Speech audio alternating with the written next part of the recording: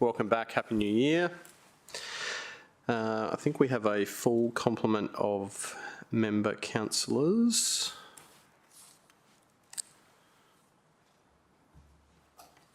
So we don't have any apologies.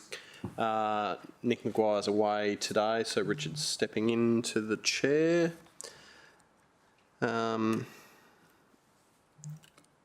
we have any? We've got all starred items. We want to unstar any of those. Councillor Owen Jones, 6.3. Thanks. And I have a question in regards to 6.2. Yep. Okay, unstar 6.2. And Councillor Gates, 6.4. Thank you, Chairman. Yeah, and can you unstar 6.1, please? Let's unstar all of them. All right, we'll move the confirmation of minutes. Someone like to do that? Moved by Councillor Gates, seconded by Councillor Pauline Young. Take the vote. All in favour? Against? Carried. Conflict of interest declarations. Councillor Gates in relation to item 6.4. Thank you, Chairman. I'll be leaving the room for this one, albeit the decision's already been made and it's just for our information. I took a donation from UPS with a donation in 2014, 15 and 16, and Arcadis and Mitchell Bray in 2014, 15 and 16. So I'll be leaving the room and not participating in the debate. And the declarations should be there up on the screen because I have Can we just scroll down so we can provided see the them. detail? Do you want me to read out? No, that's fine. I don't think you need to read them, but let's just make sure that they're available for viewing. All right, next one. All right. Yep. You happy with those? Yes, thank you. Righto. So Councillor Gates will leave the room at 6.4. Yep. All right, 6.1. Thanks, Chairman. I'm just happy to move the officer's recommendation. I just wanted to pull it out, so I might speak to it very briefly. Thank you. Moved by Councillor Peter Young, seconded by Councillor Gates. We welcome Councillor Belden Lumsden. Yeah. So, Chairman, for the record, this is in regard to the investigation areas that are currently being undertaken, or the studies being undertaken in Gaven North and Highland Park, both within Division 5. Highland Park in particular is created quite a bit of interest from the local community and in particular about some of the environmental values there. I was just having a chat with Mr Clark about that and the studies that are being undertaken now by consultants and if we might embellish that work with input from the community. So we'll have a decision about that and how that might be processed in the future.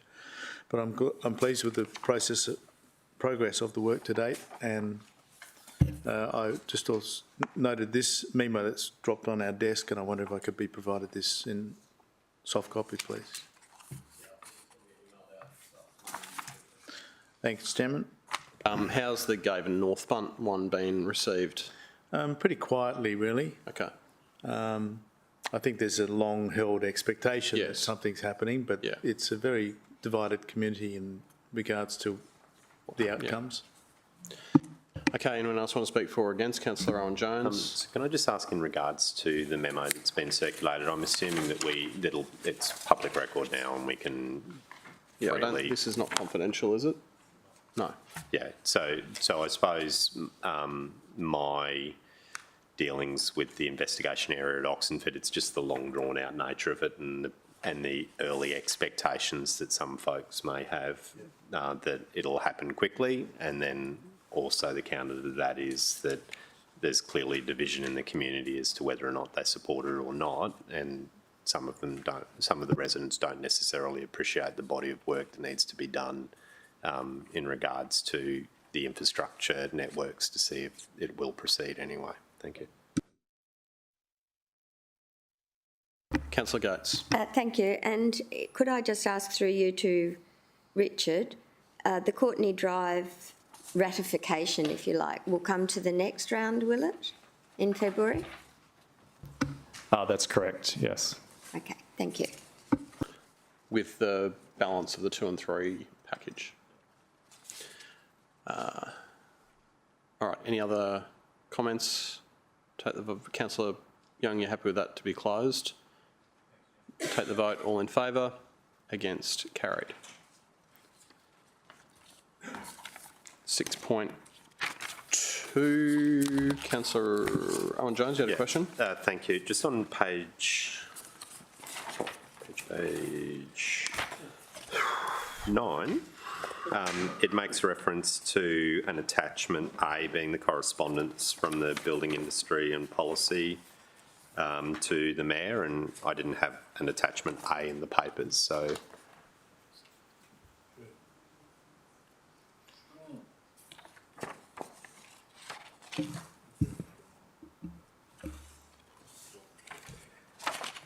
Well, I'm assuming that that was the piece of correspondence that triggered the recommendation.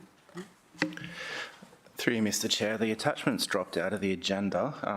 We thought it might have been rectified. We've got some hard copies here, but we'll make sure they're attached to the minutes. Thank you. We'll distribute those now. Thank you. Councillor Vorster? Thank you, Mr Chairman. I just wanted through you to the responsible city officer, when would we expect to have an opportunity to review the, I suppose, the assessment eligibility framework or criteria for the Risk Smart program generally?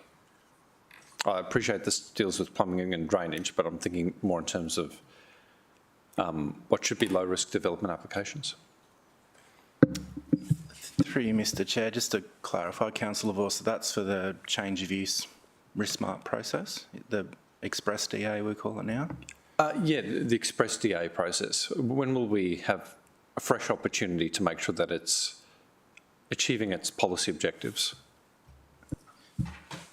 Might have to take that one on notice, Mr Chair, and review the original report that we brought up last year sometime. I'm not sure from memory if we had a time frame to review that, but I'll take that on notice and come back to both of you. So can I just ask a question in relation to this low-risk plumbing work on a Class 1A dwelling, for example? What extent of works is envisaged by that? Through Mr Chair, thank you for the question. At the moment, a single Class 1A building on a single lot is designated as fast-track plumbing work under the Act. All this report or resolution is asking for is to expand that to include dual occupancies. The mayoral correspondence that was returned to the Department of Housing and Public Works just outlined that that was a process that the city adopted so under the Plumbing and Drainage Act 2002, and this resolution is just asking to extend that to comply with the requirements of the Plumbing and Drainage Act 2018. Okay, so just, yeah. Is that right? Correct, yeah. So it only apply to new dwellings that are connected to the city's water and sewage infrastructure. So they need to have an approval for starters? So yes, they'll apply for a plumbing permit. We'll process that permit and issue it within the 48-hour timeframe under the Plumbing and Drainage Act, and then we'll do the assessment of the work at the time of the inspection on site. Okay, so sorry, part of that checking process is that we check they've got an approval for a secondary dwelling? Yes. Okay, and then is there still a visual inspection undertaken? So that an inspector still goes out within that period of time? Correct. To check the works? Yes. Okay, thank you. All right, any other questions, councillors? Someone like to move that? Moved by councillor Peter Young, seconded by councillor O'Neill. Take the vote, all in favour, against, carried. Thank you. Item 6.3.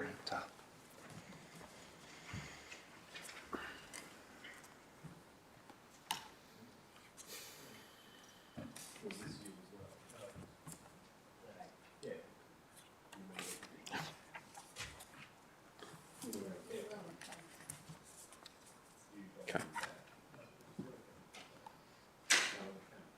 Why don't we just deal with it in general business? It can be a confidential attachment. Can it or not?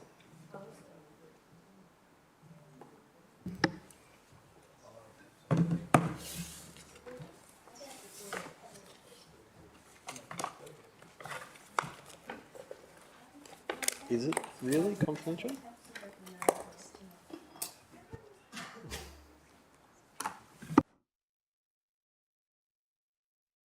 All right, councillors, 6.3.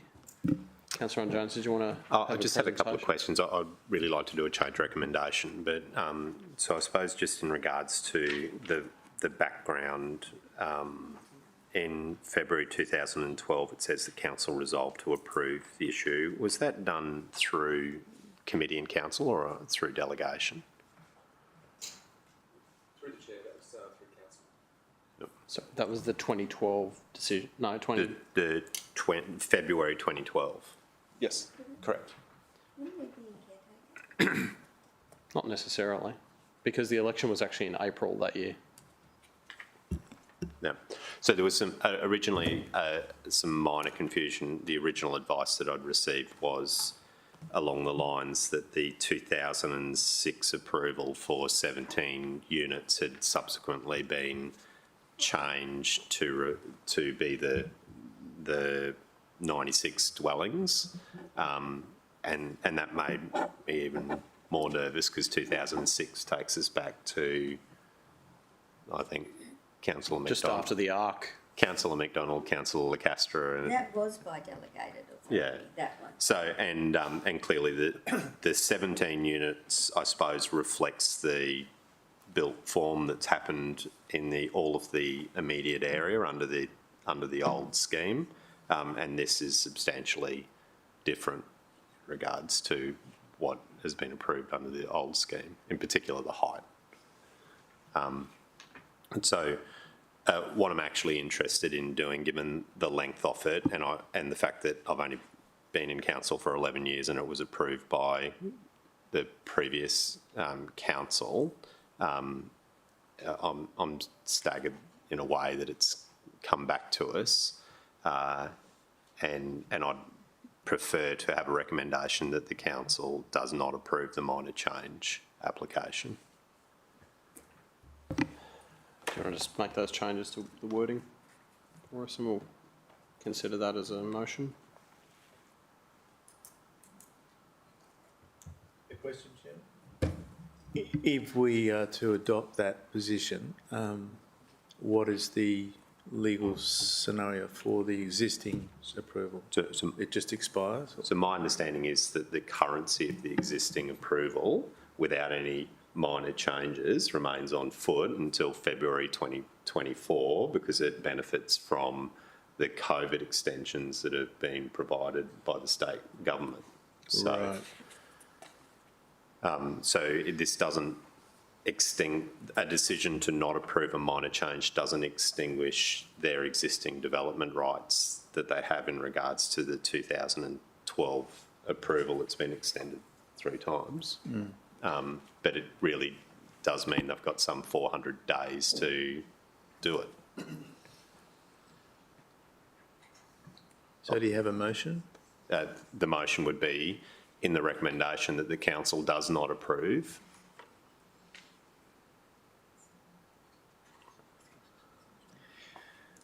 Through you, Mr Chair, officers would probably recommend that you use refusal rather than does not approve. Okay.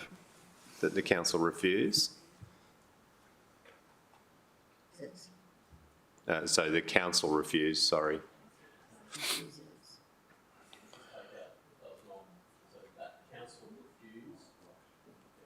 Would you like a spare S at the end, Yeah, I'd councillor like an Gates? S on the end of refuse. The council refuses the minor change application. And then after the word Helensvale on the last line, full stop and delete in accordance with the following conditions. So if we granted the minor change, Roger, we'd also start off a fresh time clock for use of that approval? Through you, Mr Chair, the current lapsing date remains, which is the 7th of February 2024. That will not change irrespective. So the minor change doesn't change the timeline? No, no. So, Mr Chair, that originally applied for an extension, a further extension of that as well, and then they withdrew that after discussions with city officers. Okay, thank you. I'll second the Councillor- motion if you'll accept it, Chair. Okay, so moved by councillor Owen Jones, second by councillor Peter Young. Right, any other questions before we move into debate? All right, Councillor Owen-Jones, do you want to speak to that? Thank you. Sorry, Peter Young, Councillor Peter Young. Thank you. It's not often that I ask for a minor change to come to committee, and the sheer length of time that's been involved in this and the number of extensions that were offered is I think important. And so whilst there were only 2 submitters in regards to the originating approvals, I had let the current Helensvale community know of the request for a minor amendment and an extension of time, and it was overwhelming the views of the community in regards to the impacts of this project in regards to its existing approvals, let alone the addition of another 9 units. The adjacent units that were also approved under the 2003 scheme for similar sized areas contain, there are 5 projects in that medium density zoning that were approved in a similar time frame. Discovery Court, which is the adjacent property, has 21 2-storey townhouses. Linfield Green, which is up off Doyleson Place, has 30 townhouses, 2 storeys. Linfield Place has 27 townhouses, 2 storeys. Linfield Close has 29 townhouses, 2 storeys. And the Hilltop area has a mixture of 27 townhouses and detached dwellings. So I don't think that a minor change that increases the number of units in any way reflects what was approved under the 2003 scheme. And in regards to the 2016 scheme, which the property owner would need to come back with a fresh application, they would definitely struggle in regards to this approved height, because the current 2016 scheme has a 9 metre height limit. So I think that coupled with the transport, what I believe the transport impacts on to Discovery Drive and the increase in traffic requiring a U-turn, Correll Court, which has also significantly developed over the last 10 years since this approval was granted, are all reasons for not agreeing to the minor amendment.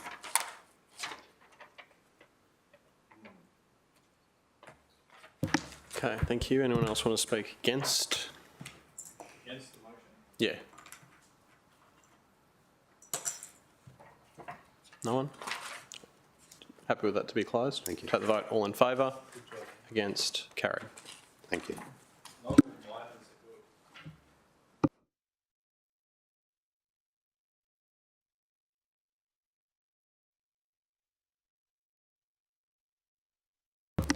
All right, we'll move to 6.4. Councillor Gates, do you want to depart?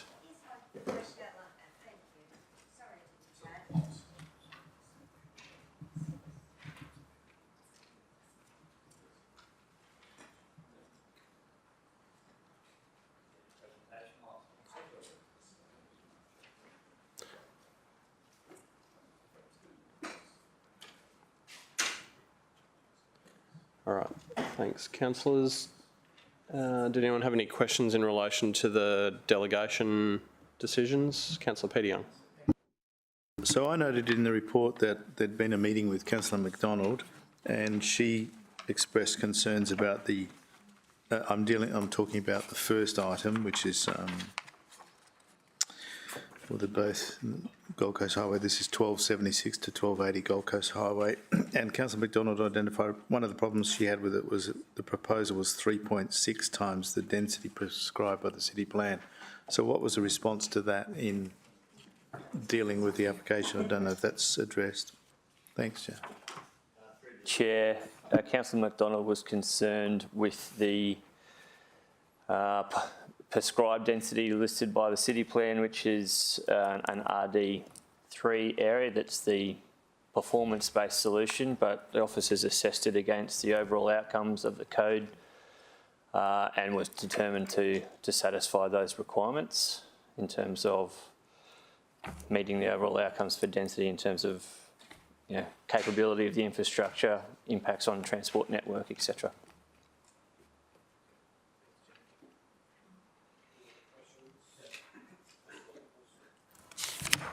Thank you, Mr. Chairman.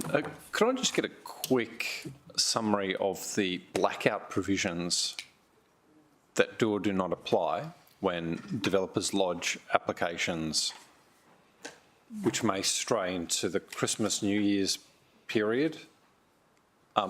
Do they exist, or is it something like... No, not public advertising, but I thought that there was... So the clock starts ticking once a DA is lodged, right?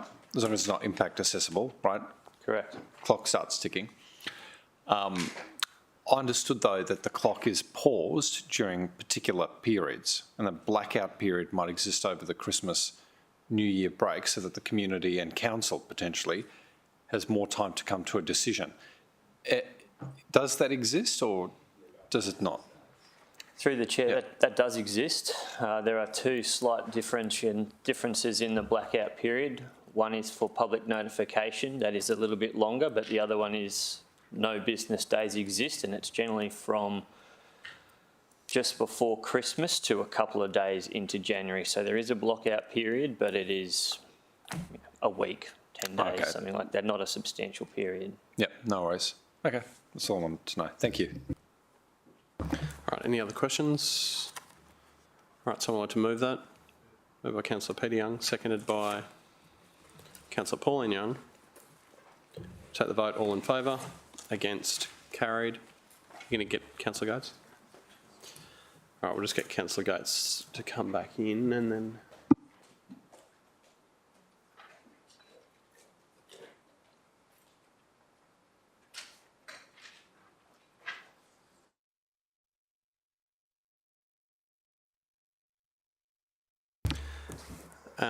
Councillor, so Richard just has advised that there is some content in that memo that is confidential in nature, but only a very small amount. So we will deal with that current version of the memorandum as being a confidential document. And then do you think, will you just send out an amended version with that crossed out or something, or? Yeah, it's only one item, so one investigation area, so I can pull that out if that's easier. So then the non-confidential copy will be circulated on email? Yep. So Mr. Chair, I was interested in a soft copy that would enable me to lift the words in regards to specifically the Oxenford investigation areas to provide the residents with, this is where we're at. Yep. See you shortly. Thank That's you. fine. All right, any other questions or items of general business? All right, councillors, meeting closed, 9:26 a.m.